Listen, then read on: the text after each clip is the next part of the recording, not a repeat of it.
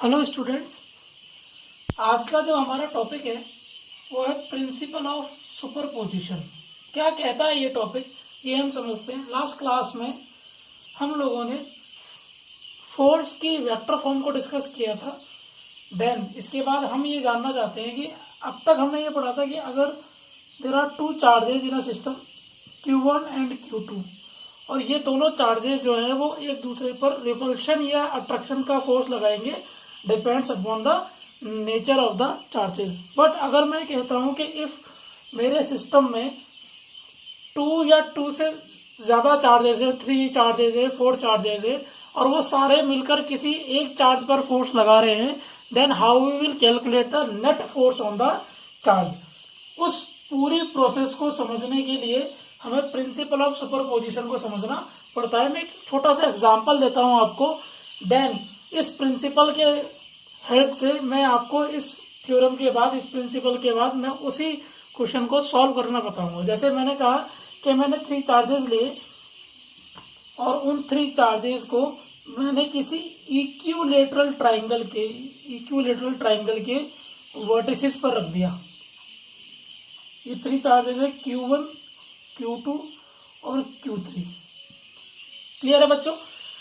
अब वो मुझसे पूछता है कि calculate the net force on the charge Q3 पर जो नेट फोर्स है वो बताइए। अब सपोज करो मैं Q2 को नेगेटिव लेता हूँ, तो ये जो Q1 चार्ज है और Q3 चार्ज है ये दोनों सेम पोलैरिटी के हैं। सो Q1 चार्ज जो है वो Q3 को रिपेल करेगा और हमें पता है कि कूलॉम्स लॉ या electrostatic force is a central force, तो वो उसको along the line joining repel करेगा। कैसे करेगा बच्चों? Along the line joining. अब Q2 चार्ज है, it is the opposite polarity of Q3। तो जब अपोजिट पोलैरिटी के चार्ज होते हैं तो वो क्या करते हैं?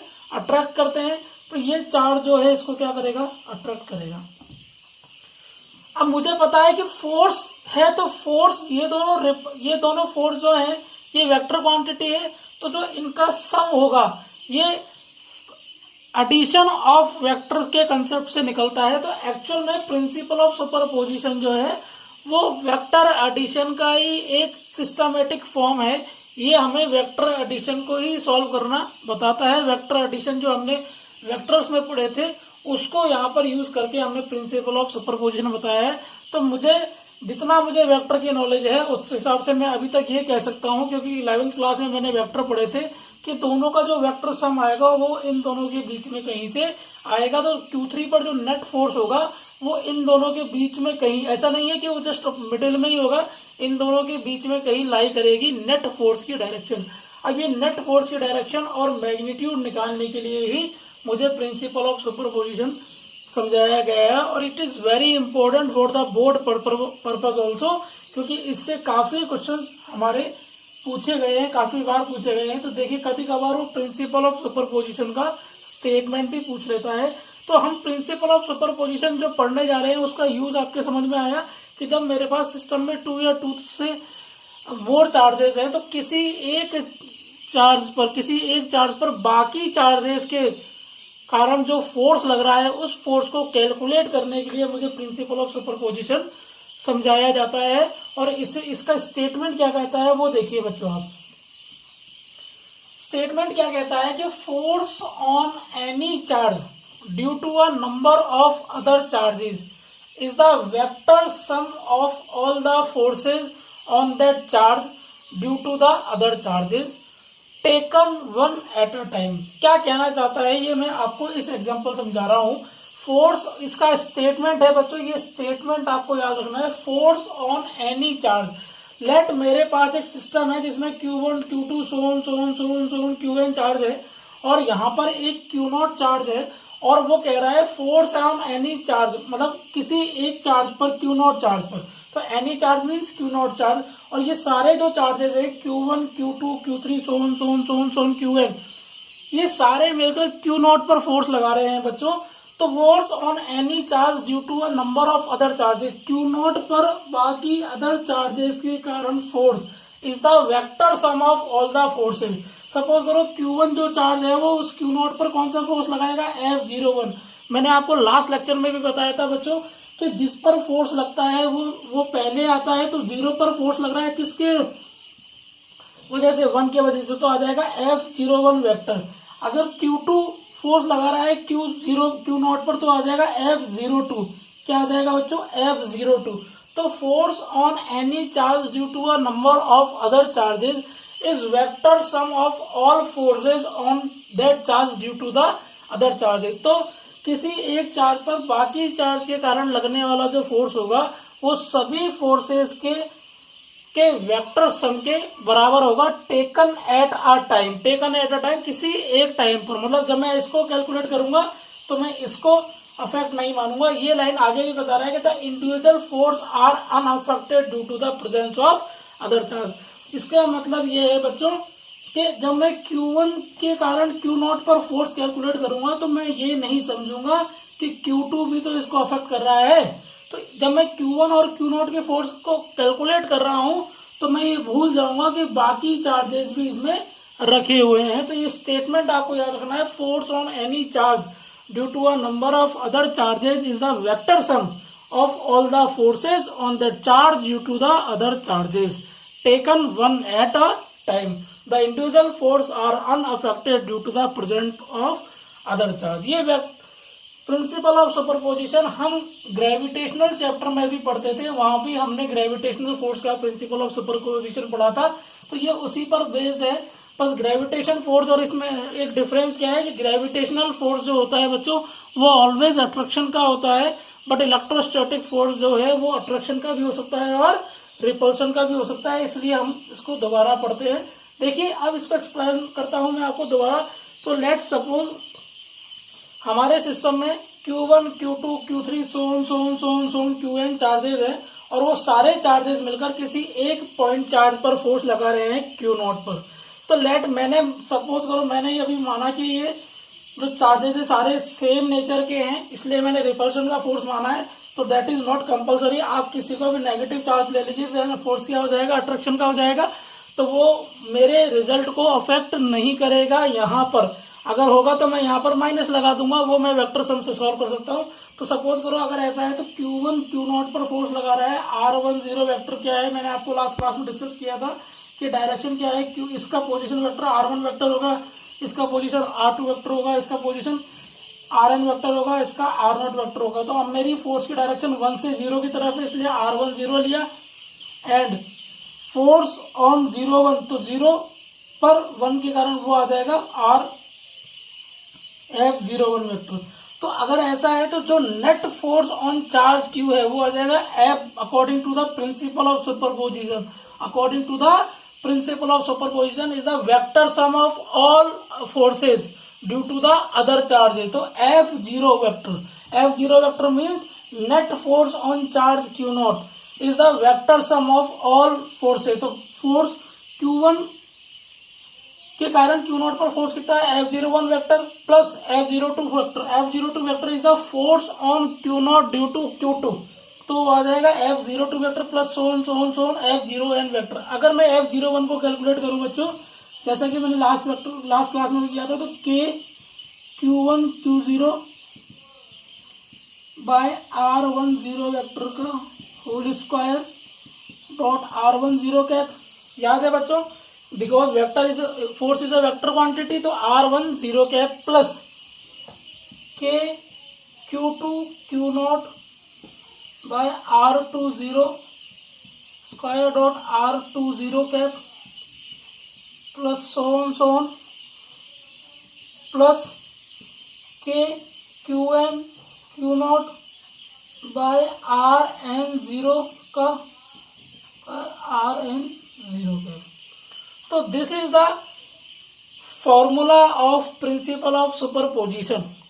तो इस फॉर्मूले से मैं यहाँ पर इस फॉर्मूले को रटने की आपको एडवाइस नहीं दूंगा। इसके न्यूमेरिकल जो होते हैं वो उनका एक अलग मेथड होता है, हालांकि होती यही चीज़ है, पर बार बार इसको याद करने की जरूरत नहीं है बच्चों। ये बस इतना बताया है कि the net force on the charge Q0 is the vector sum of the all forces due to the other charges. इस पर यहाँ पर मैंने इसको क्या किया है, एलोबरेट किया है। अब आप R10 कैप को क्या लिख सकते हैं, R10 वेक्टर अपॉन R10 का मोड तो यहाँ पर आ जाएगा के Q1 Q0 R10 का Q, बिकॉज मॉड नीचे है तो वैसे भी लिख सकते हो, बाकी आप इसको यहाँ पर छोड़ते हो। इसका स्टेटमेंट जो है बच्चों, ये जो स्टेटमेंट आपको लिखा है मैंने, this is called principle of superposition. So इसको दोबारा समझ लेते हैं एक बार कि किसी सिस्टम में अगर एक चार्ज पर बाकी अदर चार्जेस के कारण मुझे फोर्स कैलकुलेट करना है, तो उस चार्ज पर जो नेट फोर्स होगा वो बाकी अदर चार्जेस पर फोर्स के बाकी अदर चार्जेस के कारण लगने वाले फोर्स का वेक्टर सम होगा taken at a one time में। Taken at a one time मतलब एक टाइम पर एक ही चार्ज लूंगा, and the individual force are unaffected due to the presence of the other charge. मैं इसको दोबारा समझाता हूँ आपको। सपोज करिए एक एग्जांपल लेता हूँ आपको। यहाँ पर एक Q1 चार्ज है, यहाँ पर एक Q2 चार्ज है और यहाँ पर एक Q0 चार्ज है। क्लियर है बात? ये माइनस का है, तो ये Q2 जो है वो इस Q1 पर इस तरह से फोर्स लगाएगा F02 वेक्टर, और इस Q1 को मैं इधर ले लेता हूँ।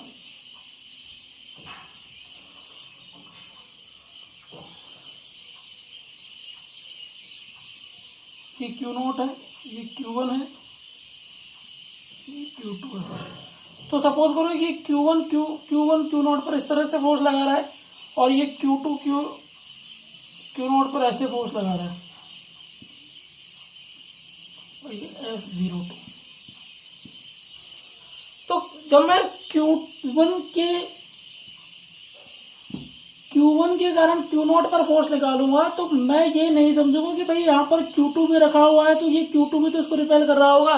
बिल्कुल कर रहा होगा बच्चों, बट जब मैं F01 कैलकुलेट कर रहा हूँ तो मैं इस Q2 को ऑलमोस्ट नेग्लेक्ट मान लूंगा कि मैं ये मानूंगा कि इस पर जब मैं ये जो Q2 है इस F01 को अफेक्ट नहीं करेगा, इस पर लगने वाले टोटल फोर्स को अफेक्ट कर सकता है बट F01 को अफेक्ट नहीं करेगा। इसी तरह से जब मैं F02 कैलकुलेट करूंगा तो मैं ये मान के चलूंगा बच्चों कि F0 या ये Q1 जो है वो इस F02 को अफेक्ट नहीं करेगा। तो that is the statement in the topic of principle of superposition. And इसको अब हम एक एग्जाम्पल से समझते हैं। देन मैं आपको एक एग्जाम्पल, एक क्वेश्चन न्यूमेरिकल दूंगा आपको सॉल्व करने के लिए, उसको नेक्स्ट क्लास में आपको सॉल्व करवाऊंगा। ये प्रिंसिपल ऑफ सुपरपोजिशन पर आपके एनसीईआरटी में भी कई सारे क्वेश्चन दे रखे हैं, आपके इलस्ट्रेशन में भी दे रखे हैं, वो भी हम डिस्कस करेंगे। तो आपको इसका बेसिक फंडा ये याद रखना है कि अगर मुझे किसी भी सिस्टम में नेट फोर्स निकालना है किसी चार्ज पर, तो बाकी अदर चार्जेस के कारण जो फोर्सेज होंगे उनका मुझे वेक्टर सम करना पड़ेगा। आइए क्वेश्चन से इसको, इस पूरे टॉपिक को एक्सप्लेन करते हैं।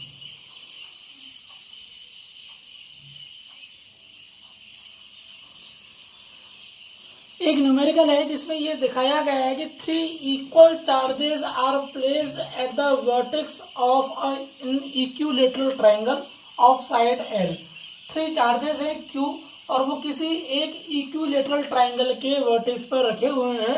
And find net force on charge Q placed eight A। तो ये जो A पॉइंट है इस पर जो चार्ज Q रखा हुआ है उस पर नेट फोर्स कितना होगा। बच्चों अगर मुझे ए पॉइंट पर रखे जाने वाले चार्ज पर फोर्स निकालना है तो उस चार्ज पर फोर्स जो है वो ये दोनों चार्ज लगाएंगी। तो मैं इसको थोड़ा सा एक बार रीड्रॉ करता हूं।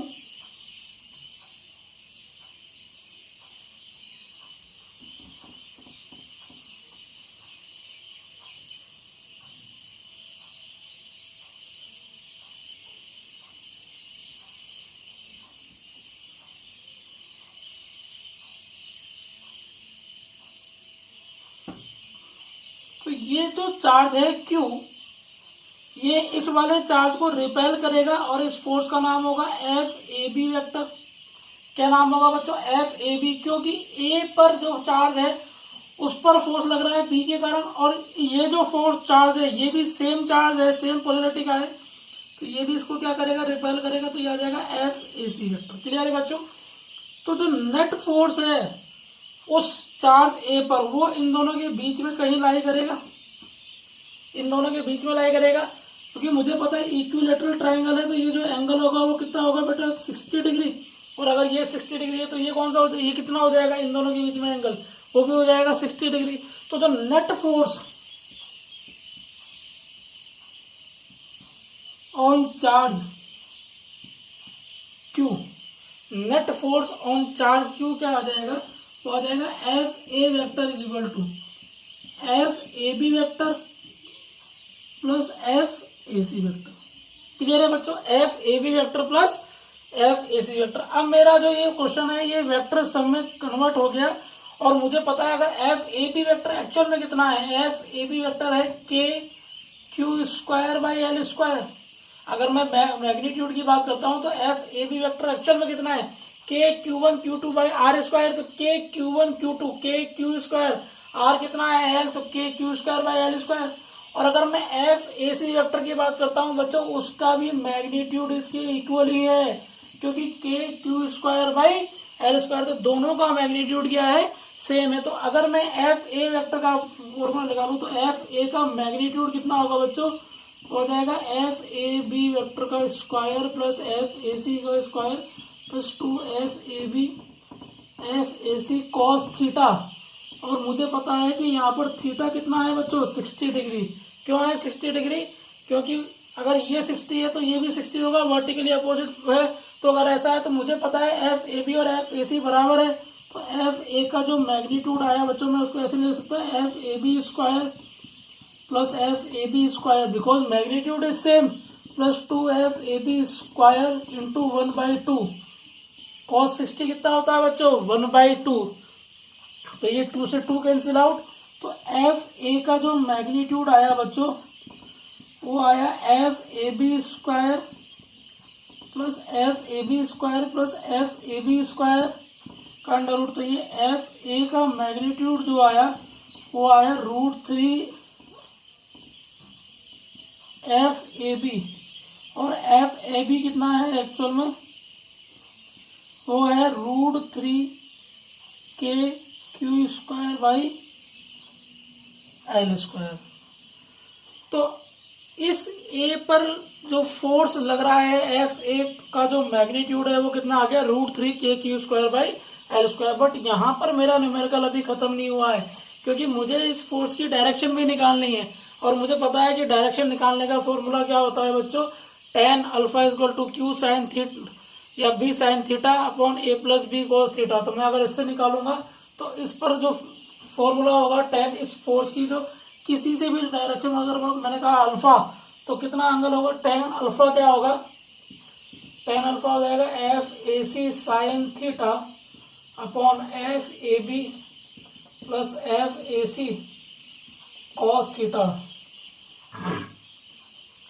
याद है बच्चों, ये Q sine theta upon two vectors थे, पी वेक्टर और क्यू वेक्टर, उन दोनों का रिजल्टेंट आर वेक्टर था, और आर वेक्टर का पी से एंगल कितना था, Q sine theta upon P plus Q cos theta. उसी से मैंने ये अल्फा निकाला है। तो यहाँ पर अल्फा में एफ ए बी से कैलकुलेट कर रहा हूँ, तो इसलिए मुझे क्यू की जगह एफ ए सी को लेना पड़ेगा और पी की जगह एफ ए बी को लेना पड़ेगा। तो इन दोनों का मैग्नीट्यूड सेम है बच्चों, ये ध्यान रखिए आप। तो F A C sine 60, theta 60 है तो साइन 60 होती है √3/2, और F A C plus F A C into 1/2 ये तो ये आ गया, ये आ जाएगा √3 F A C by 2 upon 3 F A C by 2। 2 से 2 कैंसिल आउट, एफ से एफ ही कैंसिल आउट।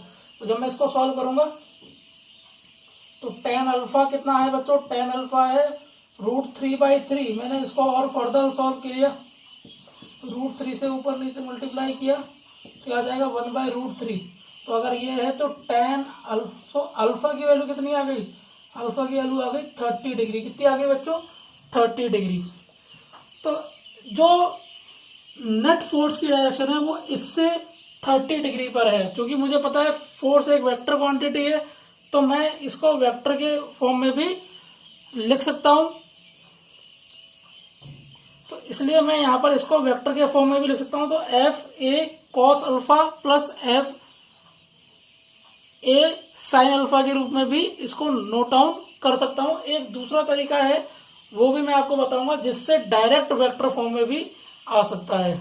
आप इसको एक बार नोट डाउन कर लीजिए, फिर मैं आपको इसको दूसरे मेथड से भी सॉल्व आउट करके दिखाता हूँ।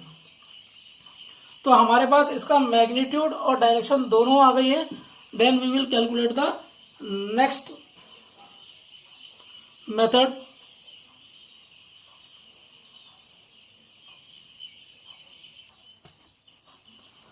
ओके स्टूडेंट्स, जैसा कि मैंने आपको बताया था कि मैं इसी क्वेश्चन को किसी एक दूसरे मेथड से करता हूं जिससे मेरे पास डायरेक्ट वेक्टर फॉर्म में आता है। तो एग्जाम में कोई ऐसा कंपल्सन नहीं है कि आपको फाइनल आंसर मैग्नीट्यूड में देना है या वेक्टर में देना है या एंगल अलग अलग है, बट मेरे पास मैं किसी भी मेथड से इसको कर सकता हूँ। तो देखिए बच्चों, मैंने कहा कि अगर सेम प्रोसेस है मेरी कि सी पर जो चार्ज रखा है क्यू, वो इसको इस तरह से रिपेल करेगा, फोर्स होगा एफ ए सी, और बी पर जो चार्ज है वो इस चार्ज क्यू को वो रिपेल करेगा एफ ए बी। अब मैंने कहा कि ये 60 डिग्री एंगल होता है, ये 60 डिग्री है, तो ये एंगल 60 अल्टरनेट हो गया, तो ये 60 हो गया, ये 60 है। क्लियर है बच्चों, ये 60 है। तो ये अगर मैंने ये हॉरिजॉन्टल और वर्टिकल लाइन खींची है तो ये हॉरिजॉन्टल ये वाला एंगल और ये वाला एंगल अल्टरनेट एंगल है, तो ये 60, तो ये कितना हो गया 60 डिग्री। इसी तरह से ये एंगल कितना हो गया 60 डिग्री। अगर मैं इस एफ ए बी वेक्टर के कंपोनेंट लूँ तो इसका हॉरिजॉन्टल कंपोनेंट क्या आएगा। देखो एफ ए बी वेक्टर को अगर मैं वेक्टर फॉर्म में लिखूँ रिजोल्यूशन ऑफ वेक्टर से, तो ये F A B cos 60 I cap, F A B cos 60 I cap, F A B cos 60 I cap plus F A B sine 60 J cap. Clear है बच्चों, मैंने इसका rectangular component ले लिया F A B के, तो F A B vector क्या हो जाएगा एफ ए बी, अब यहाँ पर मैग्नीट्यूड लूंगा क्योंकि आई कैप जे कैप लगा दिया मैंने, तो एफ ए बी को 60 I cap plus F A B sine 60 J cap. अब मैंने कहा अगर मैं एफ ए सी वेक्टर को लिखूं तो एफ ए सी का ये देखिए बच्चों, इसका रेक्टेंगुलर कंपोनेंट लूंगा जब मैं आई डायरेक्शन में तो वो माइनस में आएगा बच्चों, तो F A B F A C cos 60 I cap, minus I cap है तो वो मैंने माइनस बाहर ले लिया, plus F A C sine 60 J cap. आपको याद होगा, मैं आपको दोबारा रिवाइज करा देता हूं बच्चों कि सपोज करें कि एक वेक्टर है आर और वो हॉरिजॉन्टल से थीटा एंगल बनाता है, तो इसका horizontal component R cos theta होता है और वर्टिकल कंपोनेंट क्या होता है आर साइन थीटा। तो जब मैं हॉरिजॉन्टल की बात करता हूँ एक्स एक्सिस के अलोंग तो आई कैप लिखता हूँ और यहाँ पर जे कैप लिखता हूँ। तो यहाँ पर एफ ए बी का horizontal component F A B cos 60 degree I cap plus F A B sine 60 degree J cap. F A C की बात करूं तो इसका हॉरिजॉन्टल कंपोनेंट अपोजिट डायरेक्शन में इसलिए आ जाएगा F A C cos 60 degree I cap minus में F A C sine 60 degree J cap plus में, क्योंकि डायरेक्शन उसकी पॉजिटिव में ही। अब क्या है बच्चों कि मैं कहता हूं by the principle of superposition, by principle of superposition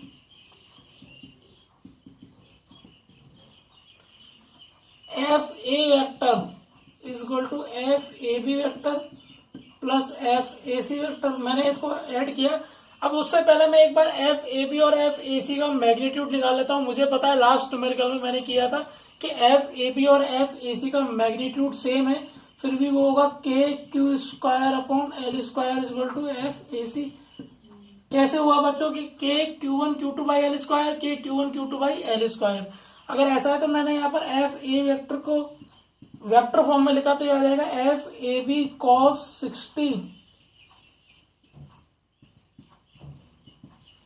I cap plus F A B sine 60 J cap. अब यहां पर ये मैंने लिख दिया एफ ए बी वेक्टर। अगर मैं एफ ए सी की बात करूं तो यह आ जाएगा एफ ए सी, देखिए बच्चों माइनस में है, ये minus F A C cos 60 I cap plus F A C sine 60 J cap. बच्चों एफ ए बी और एफ ए सी का मैग्नीट्यूड सेम है, तो ये दोनों क्या हो जाएंगे कैंसिल आउट हो जाएंगे। क्लियर है बात, क्योंकि एफ ए बी और एफ ए सी का मैग्नीट्यूड सेम है, तो जो आंसर आया वो आया F A B F A vector वो कितना आया, वो आया 2 F A B sine 60 J cap. आया बच्चों? Two F A B sine, अच्छा एफ ए बी क्यों? क्योंकि एफ ए बी और एफ ए सी का मैग्नीट्यूड सेम है, तो अगर ऐसा है तो एफ ए बी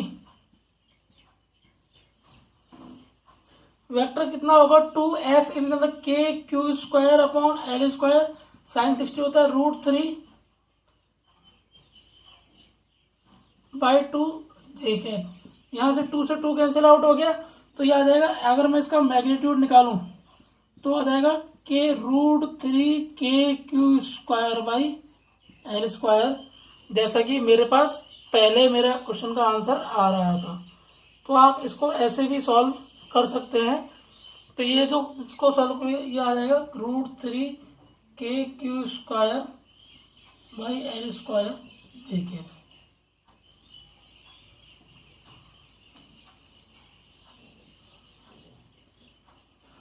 तो ये दो मेथड है, आप उसको पहले ही वेक्टर फॉर्म में रिजॉल्व कर लीजिए, देन उसके बाद सिंपल वेक्टर एडिशन होता है, वो मैं कर सकता हूँ। तो दो मेथड है आपके पास, जो मेथड आपको इजी लगता है आप उसी मेथड से इसको सॉल्व कर सकते हैं। ये बहुत इजी तरीका है। अगर किसी के वेक्टर टॉपिक जो है वो बहुत क्लियर है तो वो इस मेथड से भी कर सकता है, ये फार बेटर है उस लास्ट एग्जाम्पल से। क्लियर है बच्चों? इसके बाद नेक्स्ट क्लास में मैं इस पर 2-3 बेस न्यूमेरिकल और कराऊंगा, जिससे हमारा ये टॉपिक जो होगा वो क्या होगा, क्लियर होगा। मैं आपको इस मैनर में एक छोटा सा न्यूमेरिकल होमवर्क के लिए देता हूं, ताकि आपको ये टॉपिक, फिर हम उसको नेक्स्ट क्लास में डिस्कस करेंगे, देन उसके बाद फर्दर कुछ न्यूमेरिकल भी करेंगे। वो देखिए आप क्या है numerical.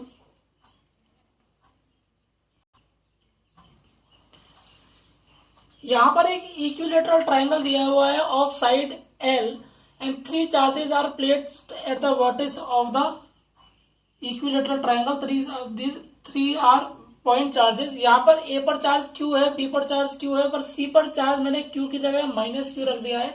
Then we have to calculate the net force on charge Q placed at point A। इस टॉपिक का, इस न्यूमेरिकल का आपको आंसर नेक्स्ट क्लास में मैं आपको बताऊंगा। आपको इसको सॉल्व करना है, देन आप मैच करिएगा कि आपने कहाँ कहाँ गलती करी या कौन कौन से स्टेप आपके गलत थे। फिर मैं आपको फर्दर उसी क्लास में कुछ प्रिंसिपल ऑफ सुपरपोजिशन पर बेस्ड आपको कुछ नेक्स्ट फर्दर न्यूमेरिकल कराऊंगा। Thank you very much.